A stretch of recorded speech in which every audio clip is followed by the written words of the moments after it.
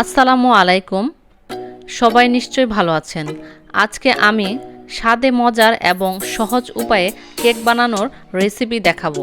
আমার রান্না আপনাদের কাছে ভালো লাগলে লাইক, শেয়ার, কমেন্ট এবং সাবস্ক্রাইব করবেন। আমি একটি চায়ের কাপ নিয়েছি। আজকে আমি চায়ের কাপের মাধ্যমে পারফেক্টভাবে কেক বানানোর রেসিপিটি শেয়ার করব।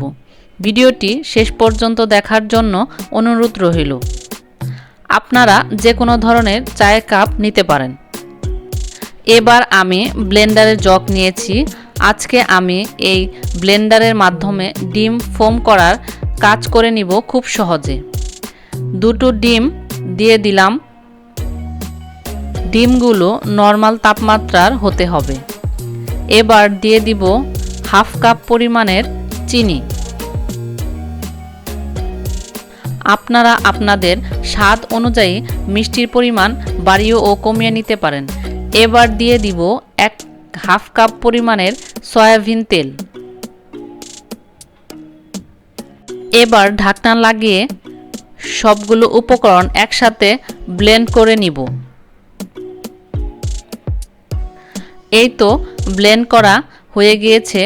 দেখেন কতটা ফোম হয়েছে, ঠিক বিটার মেশিন দিয়ে ব্লেন্ড করলে যেমনটা হয়। এবার একটি বাটিতে মিশ্রণগুলো ঢেলে নিব। এবার একটি চালনি নিয়ে নিব। এরকম চালনি বা ছাঁকনি তো সবার বাসায় থাকে।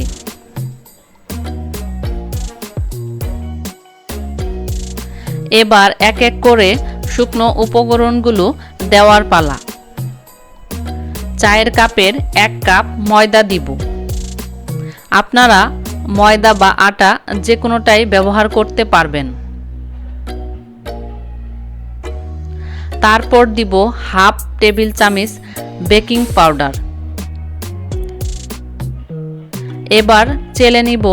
চেলে নেওয়ার কারণ হচ্ছে কোনো ধরনের ময়দায় দলা থাকলে খুব সহজে মিহিন হয়ে বের হবে।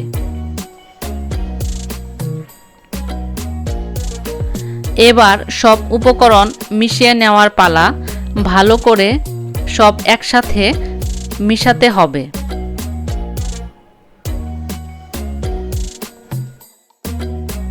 তারপর দিব চায়ের কাপের হাফ কাপ তরল দুধ।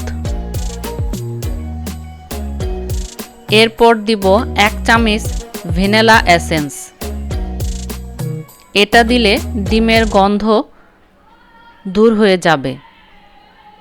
এবার সমস্ত উপকরণ আবার একসাথে মিশিয়ে নিব। দেখুন ব্যাটারের ঘনত্বটা এরকম হবে, একবারে ঘনও না আবার পাতলাও না। এখন একটা কেক বানানোর ট্রে নিয়ে নিচ্ছি। আপনারা যে কোনো সুপার মার্কেটে বিভিন্ন ধরনের ডিজাইনের কেক বানানোর ছোট বড় ট্রেগুলো পেয়ে যাবেন খুব সহজে। এবার 1 টেবিল চামচ তেল দিয়ে দিব ট্রের ভিতরে। একটা ব্রাশের সাহায্যে তেল কেকের ট্রের চারপাশে ভালো করে ব্রাশ করে নিব।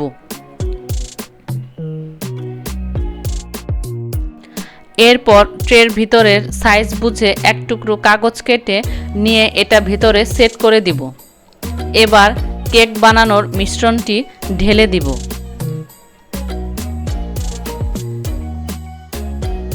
মিশ্রণগুলো একটু ঝাঁকিয়ে সেট করে নিব, যাতে কোনো ধরনের বাবল থাকলে তা বের হয়ে যায়।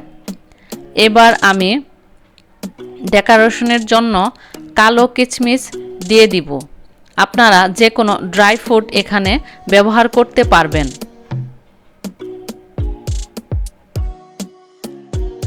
আমি আগে একটা পাতিল চুলায় বসিয়ে 5 মিনিট গরম করে নিয়েছি। এবার একটা স্ট্যান্ড পাতিলের ভিতরে বসিয়ে দিব।